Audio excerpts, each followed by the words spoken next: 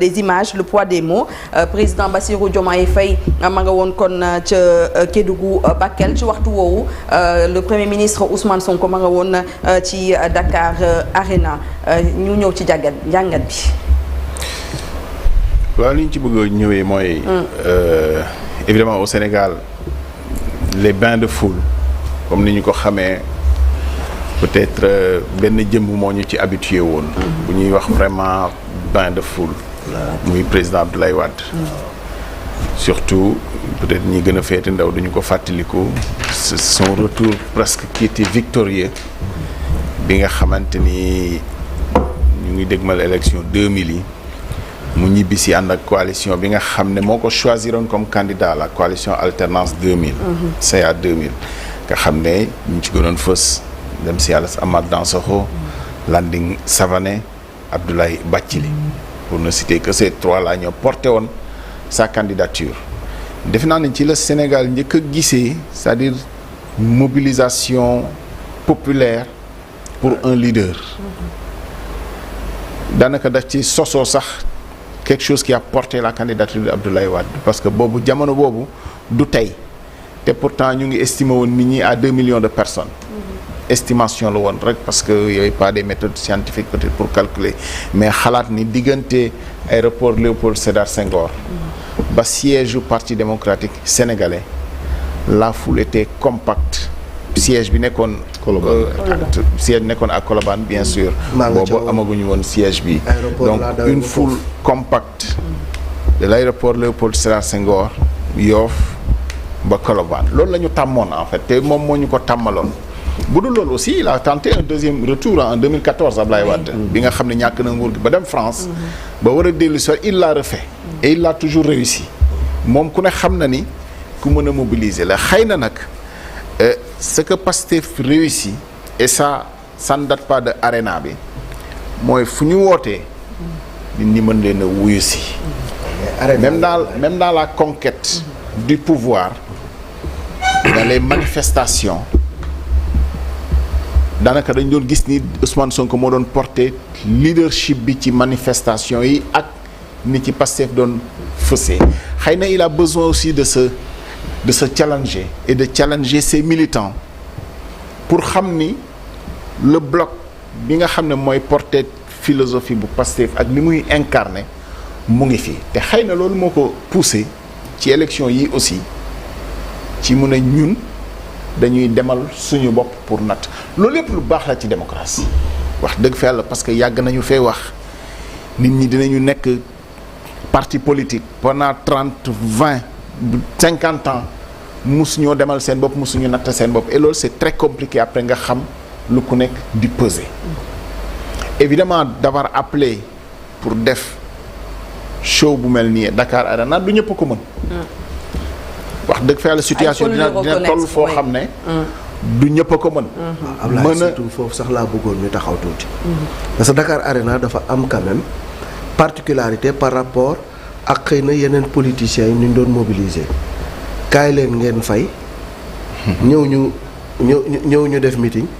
gaañu di buuxante 12h 13h place ba fees dell fay leen ñëw ñu meeting loolu moom dafa mel ni innovation la bu nga xam ne ñu ngi koy soog a gis ci Sénégal. continuité la li nga xam ne nii ñoom jusqu'ici am na lu bëri loo xam ne ñoom rek ñoo ko mës a def. waaw bi kañot. c'est-à-dire woote nit ñi ñëw leen joxe xaalis contribuer ñu dajale ci ay simila ak saa xaalis bu bëri ci ay contribution ba faire peur finalement au régime en place parce que baax na ñuy fàttali quand même nii li ñu def nii ci fundraising jaar na fi démb diggante bi dara soppeeku fi xawoon na leen a jural sax ñu bëgg a tas seen parti te ku ne xam na ne xëy na pexe nguur la woon parce que li fi soppeeku rek mooy nguur ak administration pourtant ña nga xam ne ni ñoom ñoo ko def ci fi ñu ko laloon moo fi nekk ba léegi li ñu ci jàng aussi mooy xëy na nit booy def dara mu ànd ak ñi nga xam ne ñoo ci dëggu peut-être que mën naa dem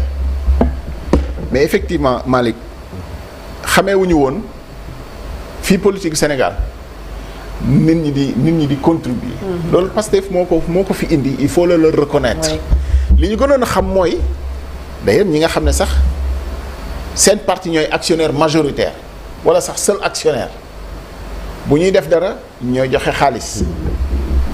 bu ñuy leen di bu ñuy organiser dara bu ñu financé wul kenn du am caution yi sax ci élection yi xam nañu caution yu bëri ni mu demee benn nit moo ko génnee mais bëriwul ñoo xam ne dinañu dajale wala di contribuer di jox xaalis di teg ci table ji évidemment c'est une très bonne chose que nit ñi mën di contribuer ci seen activité parti mais na doon aussi loo xamante ne nii c'est-à-dire élan participatif boobu ñu transformer ko mu doon aussi soubassement de démocratie interne parce que lu nit ñi di bokk di ci def seen doole di ci def seen xaalis baax na aussi ñu yëg ci seen bopp maintenant leader dafay am jox cër leader nangul ko gëm ko loolu moom parti bu structuré noonu lay fonctionner ñu am leader nangul ko gëm ko ba bu ñuy gis leneen te ñoom am nañu ko ça peut être le soubassement de le début de quelque chose aussi parce que comme daawuñu gis parti di am xaalis ci c'est-à-dire ci dajale ay mbooloo ay xaalis peut-être c'est l'occasion définitivement régime bi parachever la réforme quand même de la moralisation de l'espace public de la vie politique laay wax sax ci financement de parti parce que am na lu bari loo xam ne mébét nañ ko fi ci ay loi xëy na dañu ko matalul parce que ñi fi nekkoon dañu ko daan manipuler rek ci ni mu leen neexee loolu moo tax ba tey jii moraliser wuñu la vie politique ci financement des partis parce que fi ñu ko mën a tàmbalee mooy parti def bilan yaa xëyti am na loo xam ne moom moo war parti politique bu fekkee ni defuloo ko aussi loi mën na prévoir vraiment bu fekkee ni defuloo li nga xam ne ni moom nga war a def mënatoo nekk parti ni par exemple plateforme amee ci médias yi pour identification classification ak yooyu parti politique aussi lii mën na cee sosu ci vraiment ñu moraliser définitivement mu bañ a doon parti ku jóg rek sos parti te xëy na li nga warloo ci wàllu démocratie parce que parti dañuy coûter cher ñu ñuy coûter cher xoolal ñu ngi dem ci élection 40 listes lu leen ko may li leen ko may mooy nekk parti sañ-sañu nekk parti bokk ci élection yi donte ubbil nañu ko société civile tey mais loolu comme ça nous coûte c'est la voie définitivement pour régler ces problèmes de financement de parti li nga xam ne nii mooy yoon bu ñu mën a financer parti ñu daganal ko li nga xam ne moom la parti warloo aussi ak système démocratique bu ko matalul du mën a nekkati parti parce que loolu rek mooy solution finalement Ablaye ci jotaay bi nga xam ne ñu ngi ko doon amal ca Dakar Arena ci fond bi lan lañ ci mën a jàpp exactement évidemment le show Ousmane Sonko parce que ñi fa ñëw defe naa ni ñëpp moom la ñu déglu si il faut rappeler que c'est pas une première mu daje ak militants yi quand même depuis bi ñu jëlee nguur gi daje na fi ak ñoom Grand Théâtre par exemple donc xëy na dafa am séquence yu bari yu jaar ci diggante bi yoo xam ne jaar na de temps en temps mu dajewaat ak ay militants remobiliser les loolu cëram la de leader maintenant dans le fond ci discours yi xëy na c'est la première fois Ousmane Sonko évoqué yu bari yoo xam ne ci conquête du pouvoir bi jaar na fi. état bu Ziguinchor bi yooyu. waaw loolu moom sax bi mu koy wax. parce que loo gis récit bi ni nga koy indee dafay jëmmalaat li nga xam ne moom nga bëgg a wax. récit wu état bu Ziguinchor moom ci boppam moo ne ma may leen tuuti ci li nga xam ne nee xam ne donc nga jàpp ni lu am solo la ci dans la construction moom. ni mu construire la conquête du pouvoir mais par contre soo taxawee ci li nga xam ne nii wax na ko y a quand même énormément de questions à se poser sur les stratégies parce que soo xoolaatee bu baax pour mémoire alors li mu wax très rapidement ci séquence su bi ñu ko waree jàpp la pour juger ko moom mu jàpp pexe boppam moom moo ko wax mu woo avocat maître Bamba Cissé ne ko dañuy fexe gagner temps bi mooy nañu ma juger par contumace bi def naa wax nañ ko fi à l'époque mooy atte koo xam ne teewul tribunal daan ko ci war koo wër nag loolu mooy contumace moom mu jàpp ni loolu mooy pexe pour ñu gagner temps pour ñu gën a mën a jege échéance bi mais fi nga xamante ni nii doy na waat ci récit bi te boo delluwaatee ci séquence yi dama bëgg ñëpp seen xel mën a delluwaat ci fi ñu tolloon Ousmane Sonko mu ngi révélé mu ngi nettali séquence su grève de la faim. hôpital principal oui. hôpital principal mais li ngay dégg ci récit bi mooy bu weesoo grève de la faim pour bëgg ñu génnee ko walla pour li nga xam ne ñu ngi ko koy teg ñu teggi ko mais grève de la faim wu pexe la pour ñu bañ ko génnee sax foofu pour bañ a mën a def leneen mais beneen considération bi nga ciy dégg boo delluwaatee ci séquence boobu parce que delluwaat ci séquence grève de la faim bi pour ceux qui ont de la mémoire créé na fi tension bu rëy rëy et dama xamul tey ñi nga xam ne à l'époque jóg nañu parce que am yàqin ci ne information yi leen di jógeel ci pavillon spécial ci ni Ousmane Sonko mu ngi ci diggante dund ak dee rappelez-vous ci ne mu ngi diggante dund ak dee je pense à quelqu'un comme Alioune Tine par exemple nga xam ne séquence boobu lu ko marqué la lu tax mu jóg la pour force président de la parce que c'était ça pour par mesure humanitaire ñu bàyyi Ousmane Sonko je me rappelle de la séquence de Aïda Mbodj bi nga xamee ni seeti na ko ba di ñu révéler ni mu ngi ci diggante dund ak dee. ba ci sëñ Mountakha dem nañ wax ko ay tàndarma yu ñu jox ko yeeg. Le problème c'est pas que le leader ait déroulé sa stratégie c'est pas ça le problème parce que politique la ñu nekk le problème mooy nettali ko tey nettali ko ci ni en fait loolu yëpp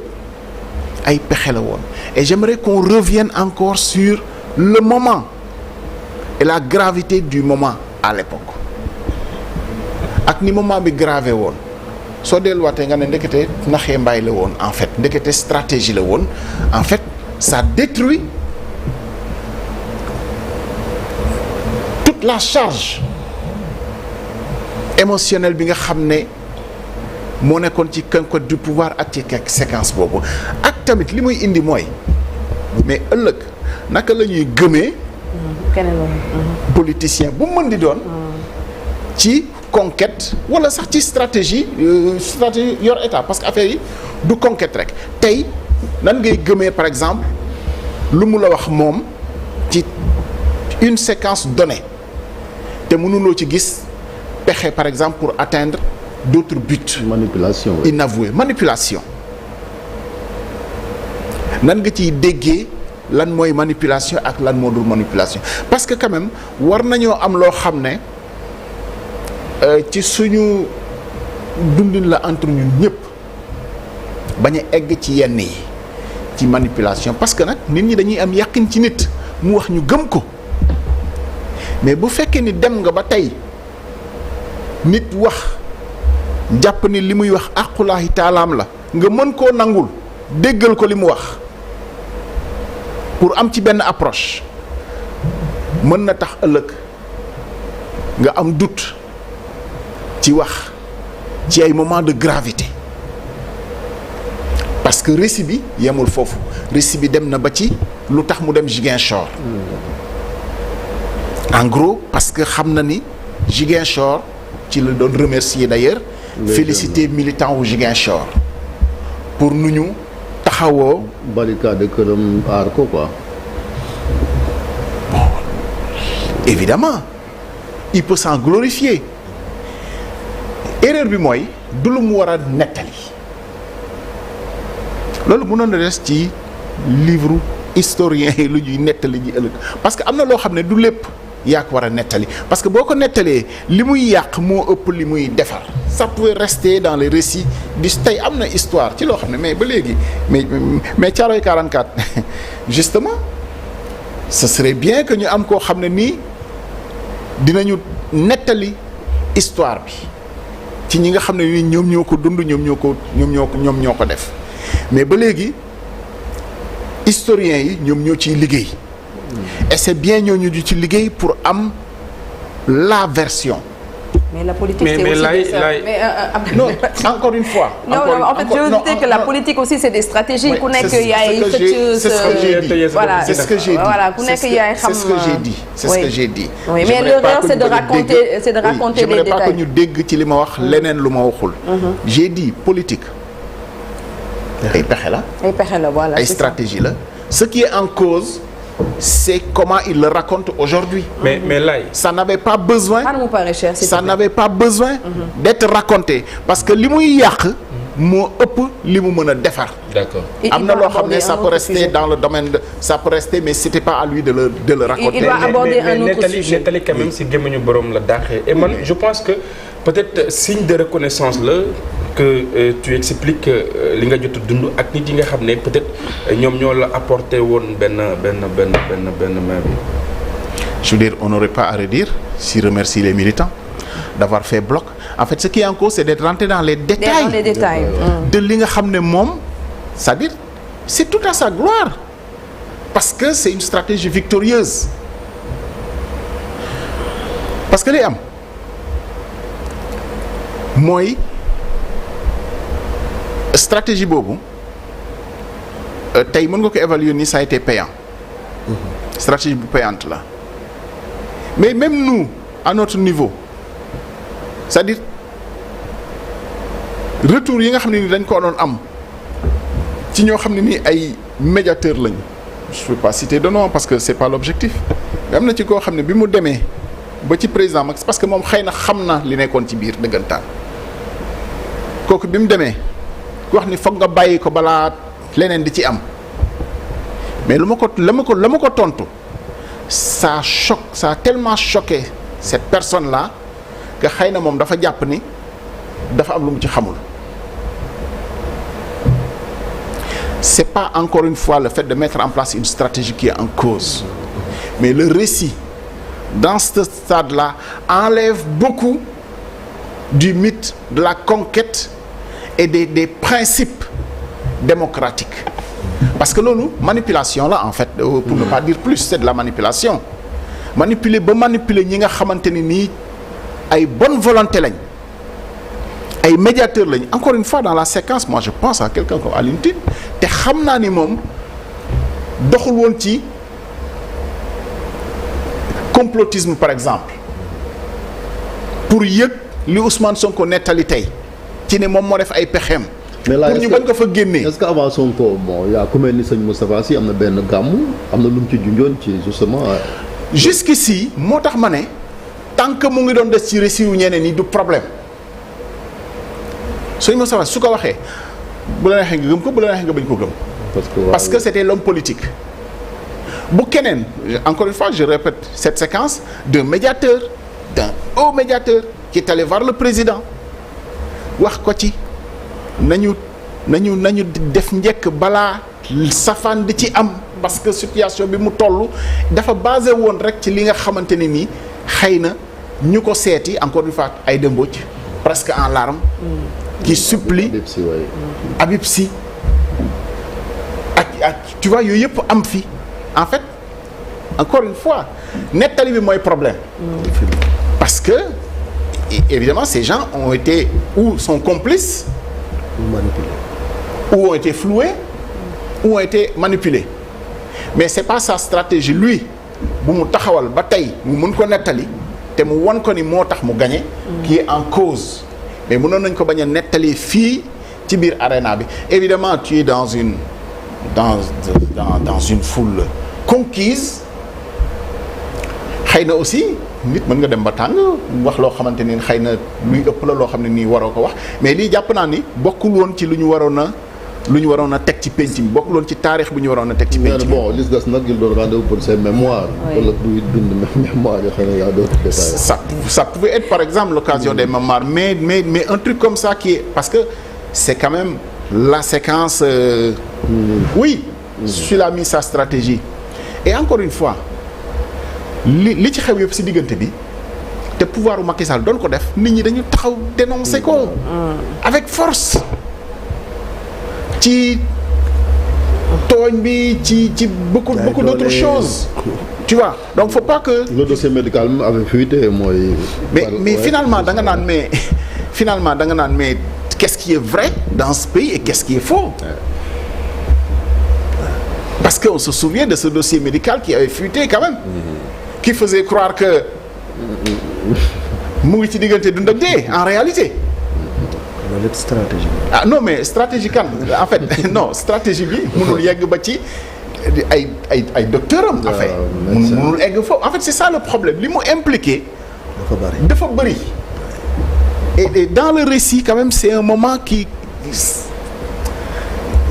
en fait c'était pas à raconter. Parce que li muy yàq ak li muy def ci xelu nit ñi réfléchir je pense que moo ëpp li nga xam ne ni mën na koo jëriñ moom dans sa peut-être une dernière pendant que premier ministre ou bien Ousmane Sonko mi ngi woon fële ca Dakar Arena avec son one showman le président de la République mi ngi woon du côté de Bakel dem seeti sinistré yi pour apporter leen assistance mais dafa mel ni daf ci ñambaasaale leneen mu jëm ci wàllu mine ak ni nga xam ni noonu lañ ko yore ci réew. Non, en réalité vraiment le programme même officiel du président quand même montre finalement que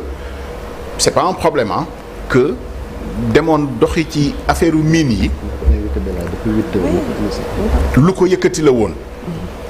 mais xëy na ci séquence bii nga xamante ni nii dëkk réew mi dafa tolloon ci situation bu graaw xëy na fexe woon ba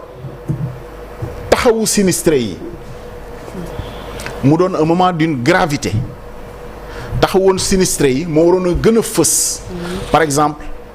séquence yi mu def te séquence yi mënoon na doon ci benn séquence xam nga taxawu sinistré yi mënul xaar beneen jamono mënul la doon aussi beneen moment mais lii di dem ci mines yi di visiter mines yi ak leneen loolu mënoon na xaar beneen moment agenda présidentiel nag su amee loo xam ne ni catastrophe la wala leneen mais évidemment ça doit tout chambouler parce que président jóge na fi dem bitim réew waxuma moom ci jamono dara xew ci ginnaaw mu écourté nekkam à l'étranger ñibbisi donc li xew aussi pour ñu bañ cee déggee ni ces régions périphériques yi nga xam ne en général dañuy wax dañu sori dans la conscience populaire ñu bañ a gis ni par exemple bokkuñu ci Sénégal baaxoon na visite bi ñi ko organiser le président wala ñi ko ci gunge wala ñi ko ciy xelal mu am place centrale boo xam ne ni inondation yi ak sinistré yi la ko jox gis nga c'est tellement symbolique que par exemple même le soleil le samedi bi muy génn c'est-à-dire li mu mettre en valeur c'est plus la visite du président sur les sites sur les mines ak yooyu que les inondations dem na rencontrer ay sinistrés mais vraiment gravité wu moment bi waroon na tax ñaar yi xajoowuñu woon parce que aussi experts yëpp a ngi alerter encore une fois te loolu c'est la réalité gis nga li ñu Ali Bandel ma ñaa wax ndox yi mu ngi continuer di yéeg relevé yi ba léegi mu ngi continuer di yéeg donc on n'est peut-être pas encore au bout et des experts alertent même sur la situation de Saint-Louis loolu bu ñu jëlul mesure bi xam ni peut-être c'est vrai les médias l'establishment est à Dakar bu Kër Massar inondé par exemple ci ni mu daan demee xëy na dina am benn mobilisation bi mais c'est pas parce que sori na que xëy na mobilisation bi war a manquer donte on peut le dire pratiquement tous les ministres concernés dem nañu fa mais dañuy gis ni dañuy dem ba jóge fa population yi continuer di gis ni ñoom gisaguñu seen bopp ci taxawu état parce que waxuñu ndox yi kenn mënu koo génne parce que buy taw kenn du fabeere niveau fleuve baa ngi gën di yéeg donc ndox mi moom soxlawul sax pomper parce que sooy pomper mënoo ko yóbbu foo xam ne niveau ba moo gën a kawe mais l'urgence c'est de mettre ces populations là au sec en sécurité taxawu leen. sauver jur gi. parce que région la yoo xam ne aussi région élevage la ak yeneen gis nga ni jur yi di tëmbee ci ndox mi mais sa yaram day daw sax. en fait et loolu yëpp en fait waru doon moment yoo xam ne nii dañoo toog mu ngi xew gisuñu l'activité sur le terrain en fait du génie civil ça pouvait être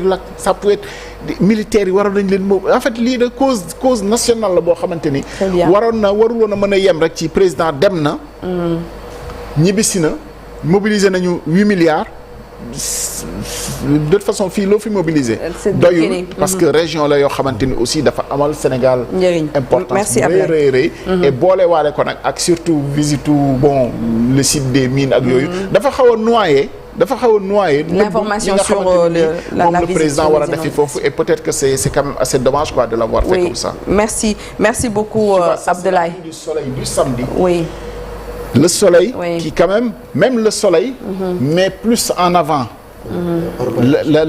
la présence du président sur les sites de Kharakhéna, Sansamba, Kédougou. Voilà, pour s'assurer de l'effectivité du décret d'interdiction des activités minières